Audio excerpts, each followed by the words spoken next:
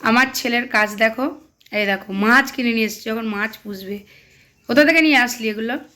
আর এই যে এই দেখো এখনো দুটো আছে, দেখো এর মধ্যে ও আর কিছু পাচ্ছে না, কোটোর মধ্যে রেখে দিচ্ছে। কি বুদ্ধি, তাহলে সে নিয়ে আয়, অ্যাকুয়ারিয়াম কিনে নিয়ে আয়। গেছিলাম পাইনি, পাসনি? না বিরিয়ানি নিয়ে এলাম। ও বিরিয়ানিও নিয়ে এসছিস সাথে? আর দেখো আবার বিরিয়ানিও নিয়ে এসছে সাথে, আবার মাছ নিয়ে এসছি। কয় দেখি মাছটা একটু দেখা। 5 পিস কালো আর 5 পিস অরেঞ্জ। এই দেখো 5 পিস কালো আর 5, কি শখ মাছ পুষবে। এটা কোনটা? কয় দেখি ওই কৌটোটা দেখি, এটা দেখি, এটা দেখি। কোনটা? এই যে এই দেখো মাছ নিয়ে এসছে। এই মাছটা কিন্তু দারুণ লাগছে দেখতে। তোর আর কাজ নেই, শুধু এই কর তুই।